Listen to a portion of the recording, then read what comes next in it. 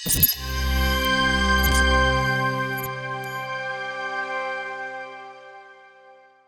listopadzie 1940 roku Niemcy zdecydowali o zamknięciu bram getta warszawskiego. Od tego czasu ludność żydowska nie mogła swobodnie wychodzić poza teren getta, nie mogła tego terenu opuszczać. Oznaczało to, że na obszarze około 3 km² stłoczono prawie 400 000 osób. W przestrzeni numer 4 i 5 będziemy opowiadać o życiu codziennym tych ludzi.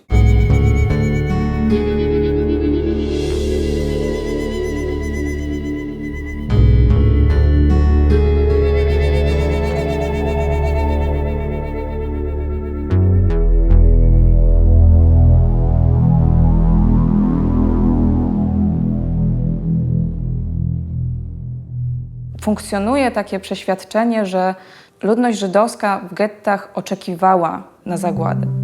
Ci ludzie nie zdawali sobie sprawy, jaki los ich czeka. Dla nich etap funkcjonowania w getcie był kolejnym utrudnieniem, kolejnym krokiem okupanta, który ograniczał funkcjonowanie, ograniczał ich swobodę, ale jednak, jak wynika z relacji, wierzono, że jest to etap przejściowy, w którym oni doczekają końca wojny, właśnie zamknięci, odcięci, tak jak w przypadku getta warszawskiego, za wysokimi murami, ale jednak przetrwają.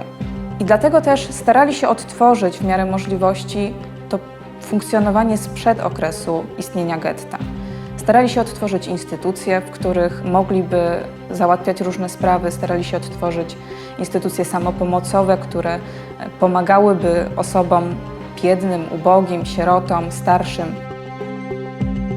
Historycy szacują, że około 50 000 do 90 000 mieszkańców getta warszawskiego to byli przesiedleńcy z innych miejscowości. Dla większości tych osób to było obce miasto, w którym nie mieli tak naprawdę punktu zaczepienia i jedyną pomoc, jaką zyskiwali, to była właśnie pomoc od żydowskiej samopomocy społecznej czy też innych organizacji pomocowych.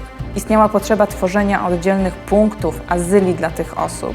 I chcemy zobrazować, jak w tych miejscach ci ludzie funkcjonowali. Pomocne będą dla nas materiały ikonograficzne, zachowane albumy żydowskiej samopomocy społecznej z fotografiami ukazującymi wnętrza budynków, ukazującymi ciasnotę, ukazującymi trudne warunki mieszkaniowe, szczególnie dla tych osób, które właśnie do teren getta warszawskiego były w 1940, 1941 czy w kolejnych latach przesiedlane. Opowiadamy historię Janusza Korczaka.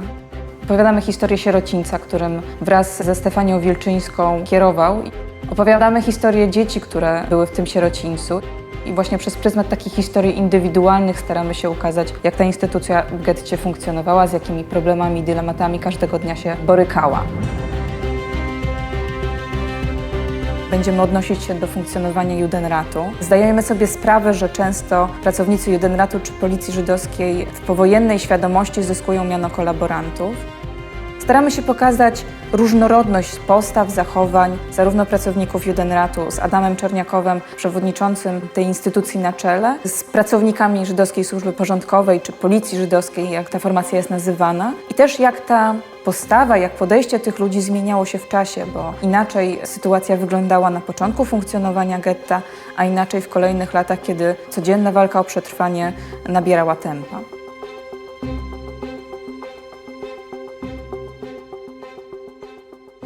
To, co jest bardzo dla nas istotne, to ukazanie badań prowadzonych w getcie warszawskim nad chorobą głodową. Część badań była prowadzona w budynku, w którym się znajdujemy, czyli w szpitalu Bersonów i Baumanów.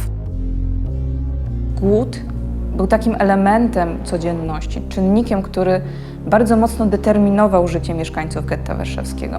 Oficjalne, dozwolone, reglamentowane racje żywnościowe dla mieszkańców getta warszawskiego, sięgające 500–700 kalorii dziennie, to były racje tak nikłe, że nikt nie byłby w stanie przez dłuższy czas funkcjonować i przetrwać w oparciu tylko i wyłącznie o tą reglamentowaną żywność. To ważne, żeby pokazać, że za murami getta starano się też prowadzić takie normalne życie, jakie znano sprzed wojny.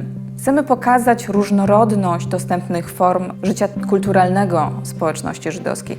Oczywiście ze świadomością, że były to formy dostępne tylko i wyłącznie dla pewnych grup, które jeszcze na etapie funkcjonowania w getcie posiadały odpowiednie środki, żeby można było opłacić chociażby bilety na takie wydarzenia, jak koncert czy przedstawienie teatralne. To były takie momenty, jak czytamy w relacjach, w których mieszkańcy na chwilę mogli się oderwać, wyjść poza ramy getta, poczuć na moment jak w okresie przedwojennym, wtedy kiedy byli wolni. Jednym z istotnych elementów wystawy stałej Muzeum Getta Warszawskiego jest aspekt życia religijnego społeczności żydowskiej zamkniętej w warszawskim getcie. Zależy nam na tym, żeby pokazać, jak zmieniało się życie religijne, jak warunki wojny i okupacji wpływały na podejście do wiary. Chodzi nam o pokazanie też procesu laicyzacji społeczności pod wpływem warunków okupacyjnych. Czynnikiem, który nieodzownie łączy się z życiem codziennym mieszkańców getta, była śmierć. Szacuje się, że na terenie getta warszawskiego śmierć poniosło w wyniku różnych czynników około 90 000 mieszkańców. Kiedy sięgamy po relacje ikonograficzne, wykonane zdjęcia m.in. przez Niemców, którzy wchodzili na teren getta, jednym z takich elementów, który jest widoczny na tych fotografiach, to wózek, na którym przewożone są zwłoki albo karawana pogrzebowa. W tym też aspekcie będziemy posługiwać się materiałami filmowymi, które zostały nagrane na terenie getta warszawskiego, oczywiście mając świadomość, że wiele z nich, czy większość z nich to są filmy propagandowe, w związku z tym z dużą ostrożnością będziemy do nich podchodzić.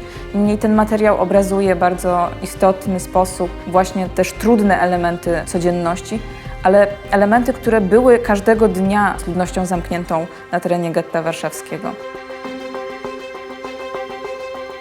Interesuje nas odtworzenie atmosfery ulic getta warszawskiego.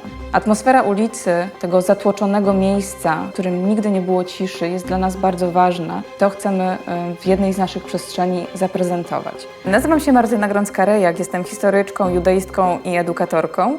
Jestem też kuratorką 2 przestrzeni wystawy stałej Muzeum Getta Warszawskiego zajmujących się życiem codziennym mieszkańców. Zajmuję się również działem naukowo-badawczym Muzeum Getta Warszawskiego.